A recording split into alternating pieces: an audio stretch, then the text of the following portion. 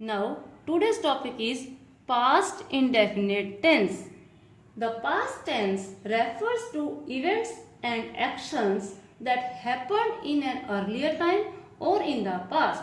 Means जो काम पहले हो चुका है अब नहीं चल रहा, हाँ उन टेंसेस को हम पास्ट इंडेफिनिट टेंस में रखते हैं। अब हम इसकी आइडेंटिटी देख लेते हैं। जिन वाक्यों के पीछे आ, ई, ए आए, फॉर एग्जाम्पल उसने खत लिखा, उसने सेब खाया, वह बाजार से आई। अब हम इसका टेंस रूल देख लेते हैं। सब्जेक्ट प्लस वर्ब की second form plus object. Subject कोई भी हो, सिंगुलर या प्लूरल, उनके सभी के साथ, सभी 7 सब्जेक्ट के साथ वर्ब की सेकंड फॉर्म ही आनी है और उसके बाद ऑब्जेक्ट आना है।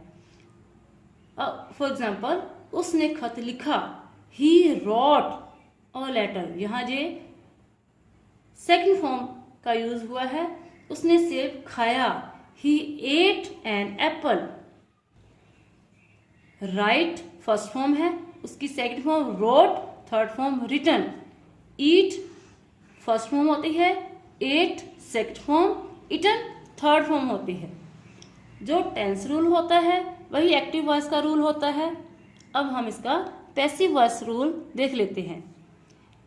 Subject plus was verb plus verb की third form plus by plus object. He wrote a letter, a letter, यहाँ पे अ लेटर ऑब्जेक्ट है। इसने पैसिव फॉर्म लेते समय सब्जेक्ट के रूप में आना है। A letter was, written third form, by he ने ऑब्जेक्ट बनना है him. A letter was written by him. He ate an apple singular है तो हमारा helping verb was, eaten third form by him. अब नेगेटिव सेंटेंसेस के rule. उसने खत नहीं लिखा, पहचान आइडेंटिटी सेम है, लिखा वो नहीं के साथ आ रही है। Tense rule subject plus did not, यहाँ पे कोई हेल्पिंग वर्ब नहीं थी। जैसे मैंने आपको पहले प्रेजेंट इंडेफिनिट टेंस में बताया था, जहां पर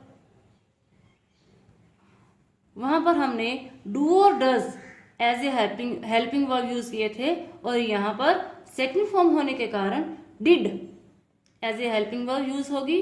तो इसका रूल बना subject plus did plus not plus verb की फर्स्ट फॉर्म प्लस ऑब्जेक्ट।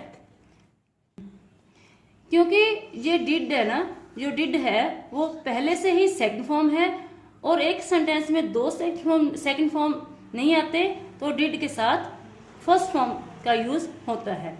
उसने खत नहीं लिखा, he did not write a letter. यहाँ पर रोट सेकंड फॉर्म यूज हुई थी, यहाँ पर डिड सेकंड फॉर्म है तो इसलिए हमने राइट फर्स्ट फॉर्म ली है। He did not write a letter.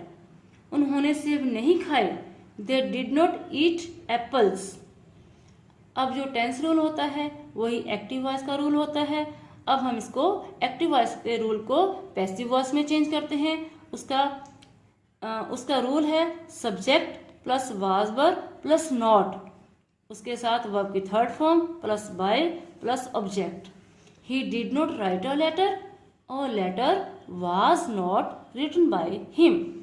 They did not eat apples were not eaten by them. अब हम इसका इंटेरोगेटिव रूल देख लेते हैं। क्या उसने खत लिखा, इसमें एक क्वेश्चन पूछा गया है। अब इसका tense rule did plus subject plus verb की फर्स्ट फॉर्म प्लस ऑब्जेक्ट, उसके बाद क्वेश्चन मार्क। क्योंकि ये इंटेरोगेटिव सेंटेंसेस हैं तो हेल्पिंग वर्ब ने सब्जेक्ट के पहले आना है, डिड उसके बाद सब्जेक्ट ने आना है। क्या उसने खत लिखा, did she write a letter. क्या उन्होंने सेब खाए, डिड दे ईट एप्पल्स। जो टेंस रूल होता है वही वॉइस रूल होता है। अब हम वॉइस को एक्टिव वॉइस को पैसिव वॉइस में चेंज करते हैं। उसका रूल वाज वर्ब ने सब्जेक्ट के पहले आना है। Subject was verb plus subject plus verb की third form plus by plus object, उसके बाद interrogative sign.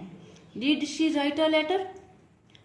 Was a letter written by her. Was helping verb, subject और letter, third form written by object her. Did they eat apples? Verb helping verb, apples subject, third form eaten by them object, उसके बाद interrogative sign. अब हम इसके negative interrogative rule को देख लेते हैं, जिसमें एक क्वेश्चन भी पूछा गया है और वो भी नावाचक रूप में। क्या उन्होंने खत नहीं लिखा है? क्या उन्होंने खत नहीं लिखा? क्या उन्होंने सेब नहीं खाए? अब इसका tense rule, did plus subject plus not plus verb की फर्स्ट फॉर्म प्लस ऑब्जेक्ट, उसके बाद इंटेरोगेटिव साइन। क्वेश्चन इंटेरोगेटिव होने के कारण डिड ने सब्जेक्ट से पहले ही लगना है। क्या उन्होंने खत नहीं लिखा? क्या did she not write a letter? क्या उन्होंने सेब नहीं खाए? Did they not eat apples? जो टेंस रूल है वही एक्टिव वॉइस का रूल है। अब इसका पैसिव वॉइस रूल देख लेते हैं। Was verb plus subject plus not plus verb की third form by plus object, उसके बाद interrogative sign. Did she not write a letter? Was a letter not written by her? Did they not eat apples? Verb apples हमारा subject, not eaten by them question mark. Thank you for watching my video. Stay tuned, stay safe.